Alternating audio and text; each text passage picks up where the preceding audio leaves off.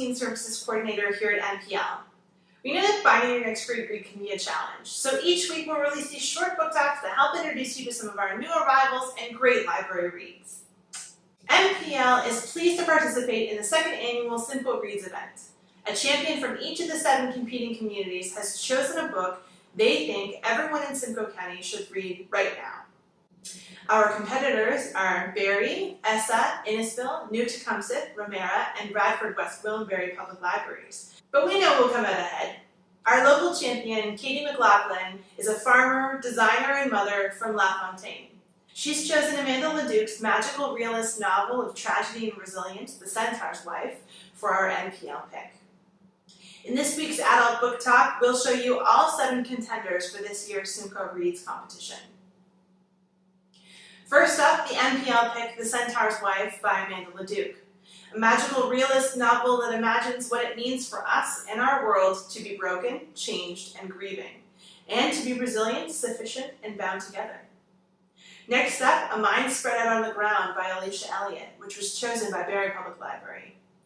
An urgent and visceral work that asks essential questions about the treatment of Indigenous people in North America. Alicia Atlas offers indispensable insight into the ongoing legacy of colonialism while drawing on intimate details of her own life and experience with intergenerational trauma. Next up, Aisha Atlas by Uzma Jalaluddin, chosen by Bradford West Gwillimbury Public Library. A modern-day Muslim Pride and Prejudice for a new generation of love. Although Ayesha is lonely, she doesn't want an arranged marriage. Then she meets Khalid, who is just as smart and handsome as he is conservative and judgmental.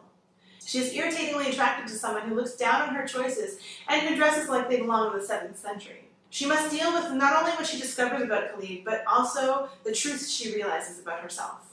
Next, Better Child by Jael Richardson, chosen by Essa Public Library. Set in an imagined world in which the most vulnerable are forced to buy their freedom by working off their debt to society, Gutter Child uncovers a nation divided into the privileged mainland and the policed gutter. Next, The Company We Keep by Francis Itani, chosen by Innisfil Idea Lab and Library. It's been 3 years since Hasley's husband died, but she's still struggling to cope. After some persuasion from her longtime friend, Hasley decides to start a conversation group. The group quickly grows to include 6 strangers who meet in the back room of Cassie's Cafe weekly, each with their own unique stories to tell. The strangers find comfort and good company in this touching yet funny novel.